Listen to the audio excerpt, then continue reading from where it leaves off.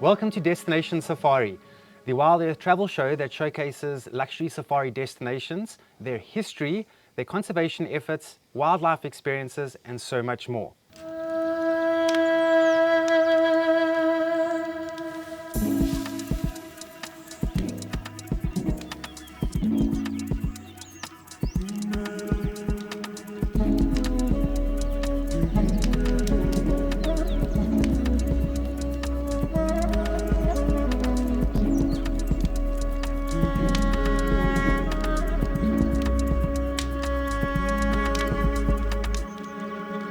Now in today's episode, we are going to indulge in the simplicity of the bygone area found within the intimate and rustic setting of Quatermain's 1920 safari camp.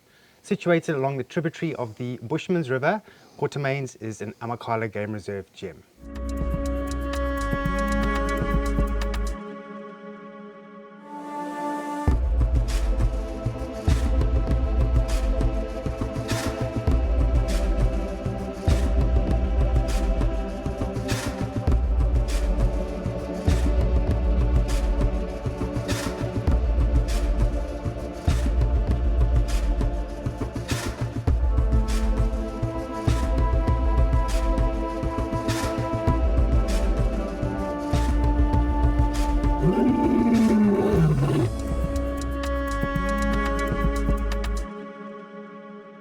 Now, I'd like to introduce you to Rian, who is the lodge owner and a very good friend of mine.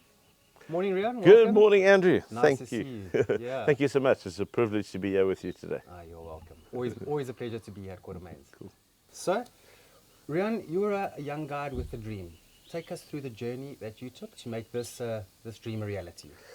Yeah. So, Andrew, I started guiding in 2000 and fell in love with the industry, and then started doing a bit of freelance guiding. So I was exposed to different reserves, different lodges, and there was always a common thread in some of the guests that I was meeting.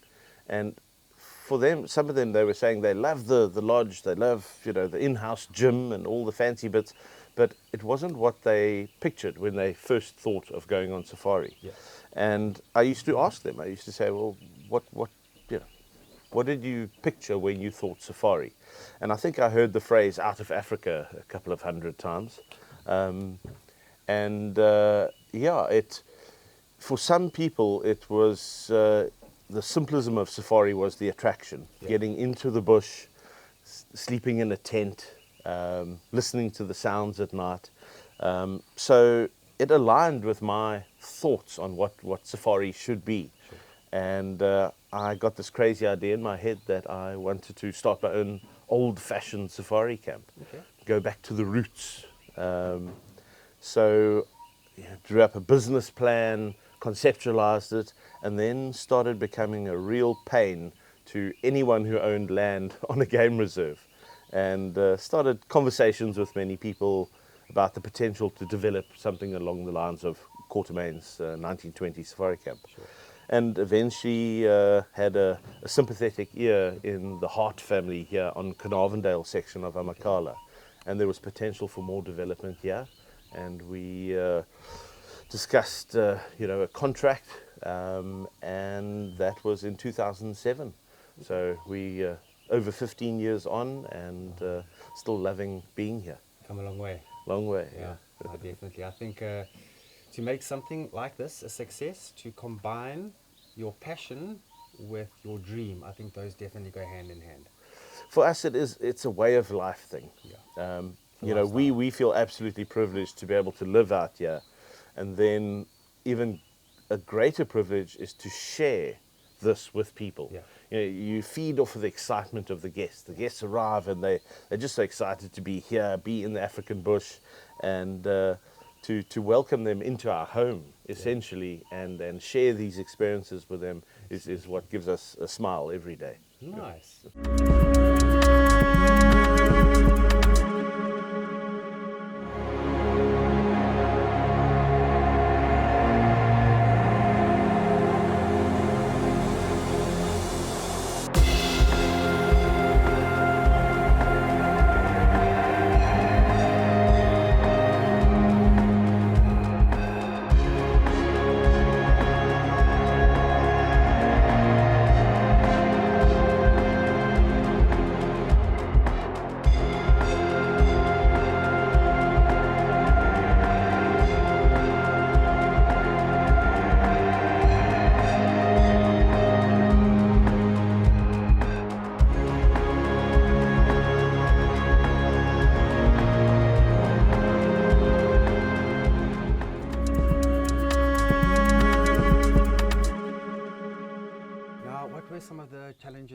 faced while integrating your lodge into Amakhala?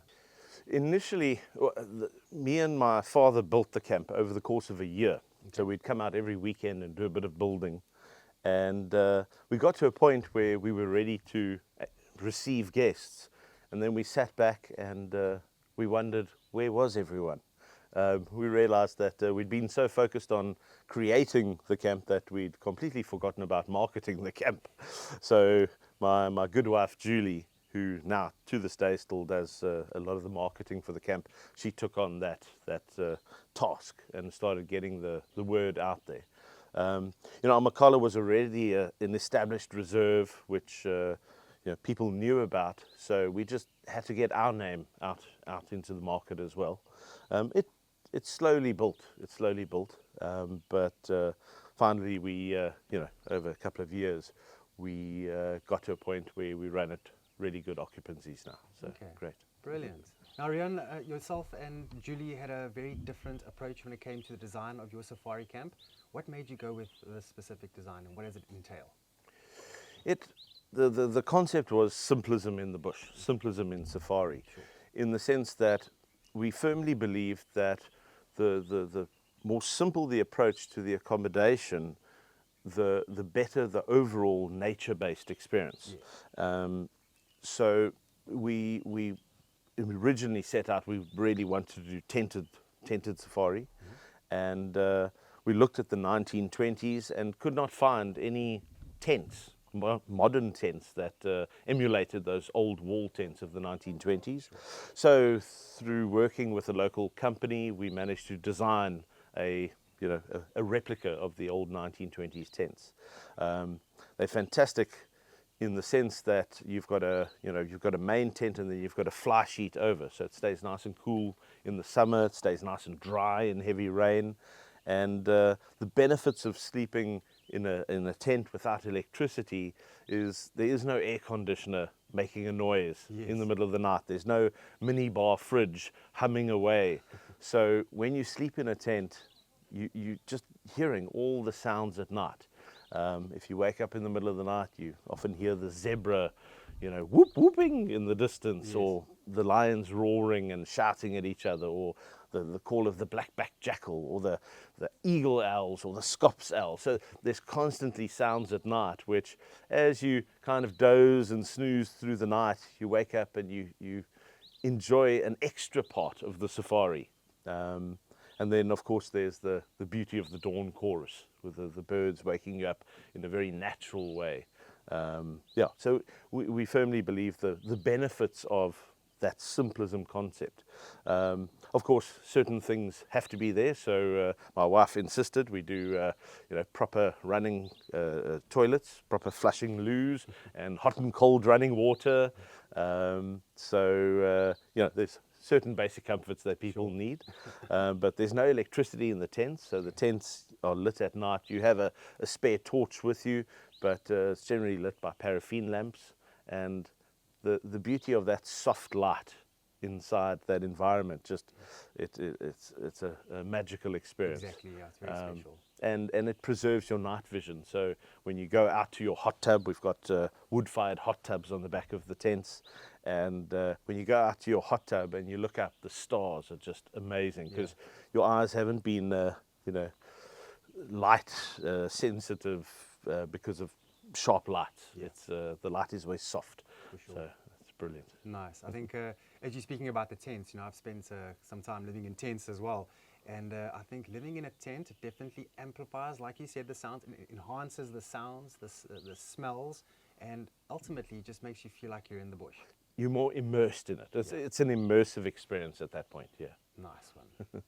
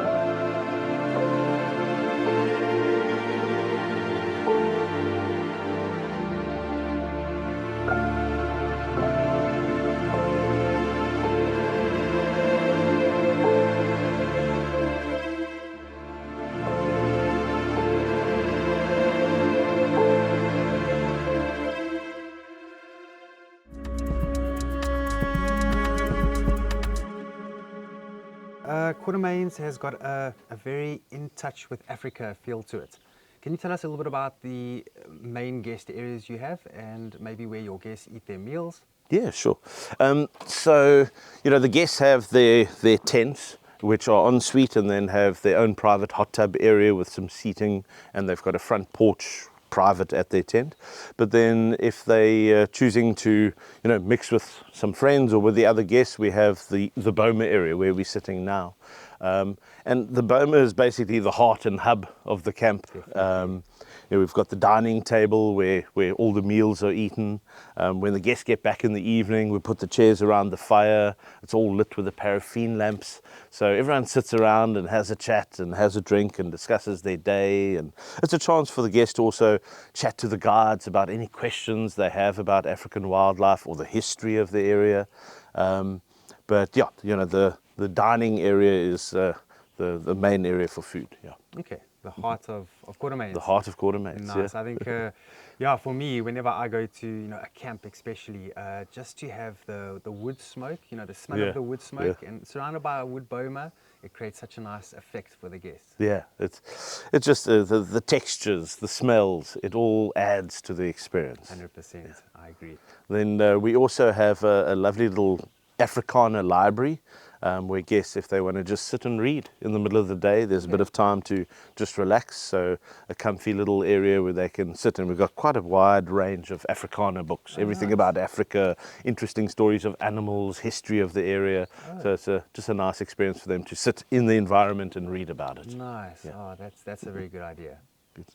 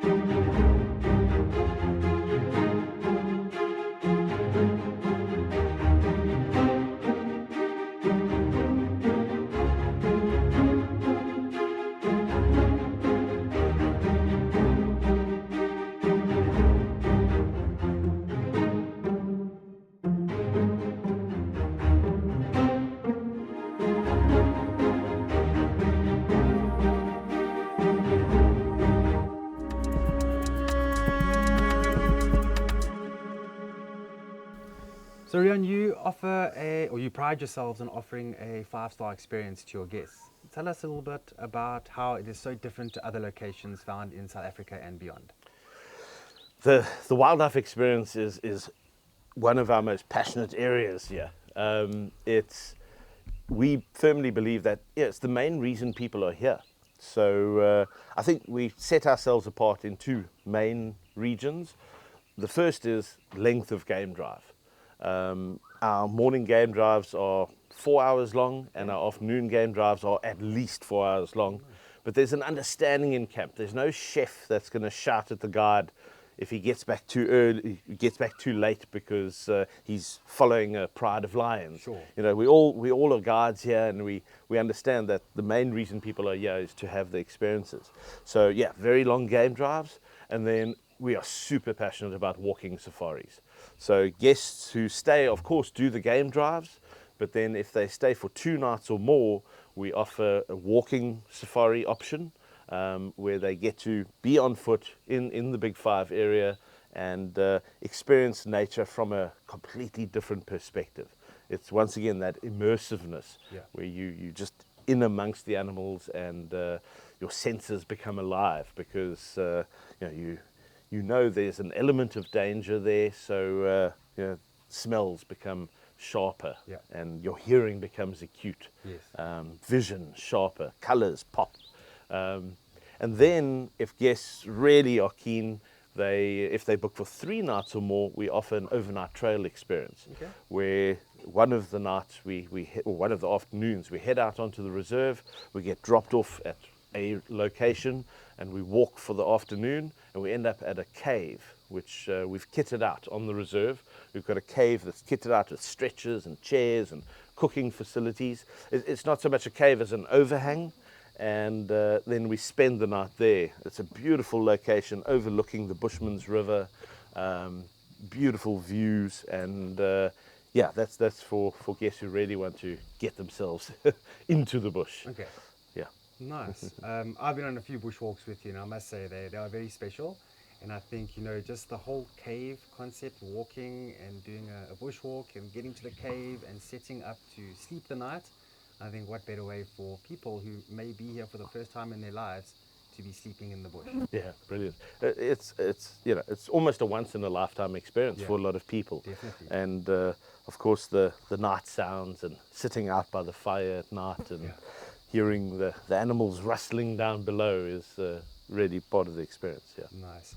And then, Rian, I'm curious as well that with your experience here in Amakhala and the amount of time that you've been out here, what is one of your most memorable wildlife sighting that you've had? Wow. There've been a number throughout the years, but for me it always goes to the walking safari experiences. Was a game drive guide for many years, but the walks have always been memorable for me. And actually, recently, one of the most memorable ones is we've recently released black rhino onto the reserve. Fantastic reintroduction of a species that historically occurred here. Sure. So it's part of you know, an expansion program for black rhino habitat, and we had the privilege. We've been staying away from them, you know, giving them their space, but we had the privilege of bumping into one the other day on a walk. On foot? And on foot. And fortunately, the wind was completely in our favor. We had nice cover, so the rhino never became aware of us. But to be able to watch that female black rhino just feeding through the Eastern Cape thicket, you know, returning to a piece of land which once had them on was magical for me. Yeah.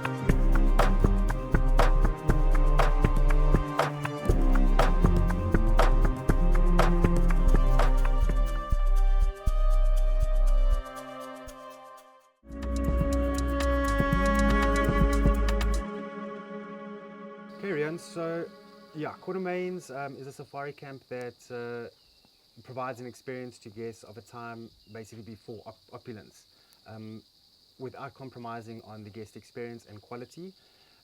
What can the guests expect to dine on, and what sort of experience can they expect while the meals are being prepared? So that's one of the really fun parts of the safari dining experience. We firmly believe that we should be offering guests the foods that we enjoy. Like as South Africans, when we go to the bush, we braai, we do potjie kos, and you know, a lot of the lodges offer guests almost restaurant type meals, and we firmly believe let's stick to what made the bush experience enjoyable for us as South Africans from the food perspective. So we braai for the guests in front of them. The guides get involved. When the guests get back from game drive in the evening, they sit around, have a drink, and you know, we put a couple of pieces of meat on the fire and we braai in front of them. So I always enjoy that experience because you get to, you know, watch your food cooking. You get to smell it cooking before you actually get to tuck into it. Yeah. Then potjie kos, we do a really great kudu and cream potjie, which people rave about. Delicious. And yeah, it's different dining experiences. We don't do super fancy. We just do wholesome food, you know, made well. So yeah, the dining is part of the safari experience as well in our eyes. Yeah. Nice. I think, as a South African, or as South Africans, we pride ourselves on braaiing, barbecuing. But I think for some guests that might be a first time ever, braaiing or barbecuing, and I think Yeah. that is an experience in itself. You wouldn't believe how many guests, do the classic Cape Town garden route safari, Yeah. and they've been in the country for 2 weeks and they haven't had a braai, Wow. which is probably our most iconic meal in South Africa. Yeah. So we're glad to fulfill that experience for them. Great idea.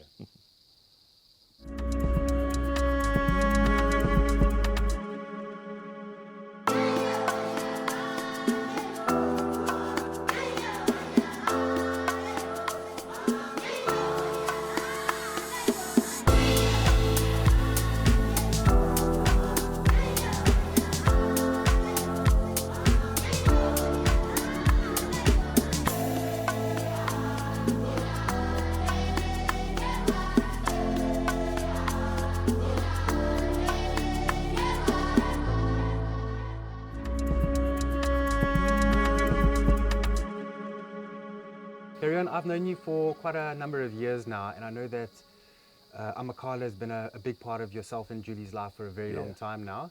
So I'm curious to know, how does your camp contribute to the conservation efforts here at Amakhala, and then also the Amakhala Foundation? Great stuff.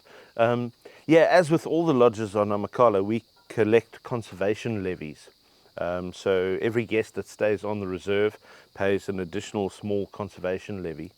And those conservation levies go towards funding, on one part, the rhino anti-poaching efforts on Amakhala, which has been wonderfully successful. We've managed to protect a lot of rhino here.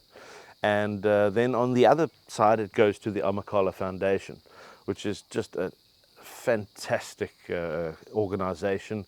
They do a lot of community-based work in the area, a lot of environmental education, because the future generations, they are the future. So if we can get kids to care about the environment, we on the right path. And then a lot of community upliftment projects that they get involved in as well. So certainly a worthwhile contribution. Nice. I like how you said that, involve the next generation of people, because they're potentially the next conservationists. But there's a saying that the famous Steve Irwin said, that the only way you can get people to conserve nature is to get them excited about nature. Yeah. People don't care about what they don't know. Yeah. So by taking kids out and showing them lions or elephants or rhinos, or even just an impala, it creates a passion in them. And later on in their lives, when they're faced with decisions and choices that affect those things, they think back to those experiences they had, and hopefully then give a positive outcome. Okay. Yeah. It's not only about providing guest experience, but also planting the seed to the youth. That's it. Great.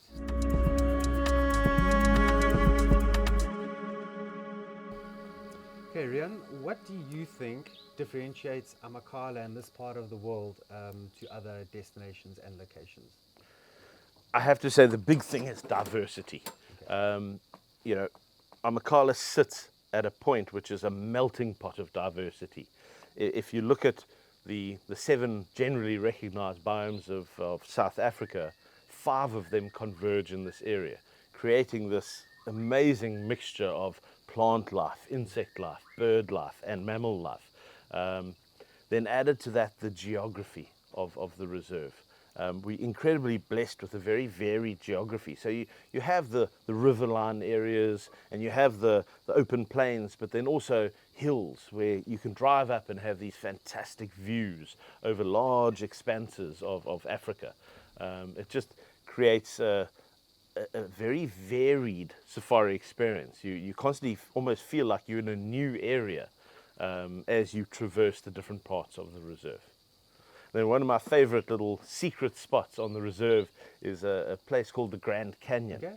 And it's difficult to access, but it's an ancient erosion area. It's been eroding for thousands of years, and it's eroding into these iron oxide rich red soils. And when you're standing down there in the bottom of this erosion, massive erosion gully, there's a hyena den in there at the moment. you almost feel like you're on a different planet. Yeah. It's just so different. Yeah, really special little secret spot. Yeah.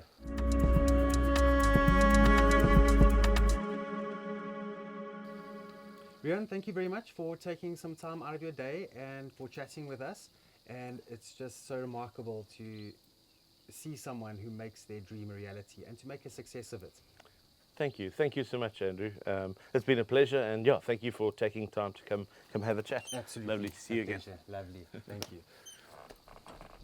Now, if anybody would like to know more about Quatermain's 1920 Safari Camp, please do head over to the website. Until next time on Destination Safari, cheers for now.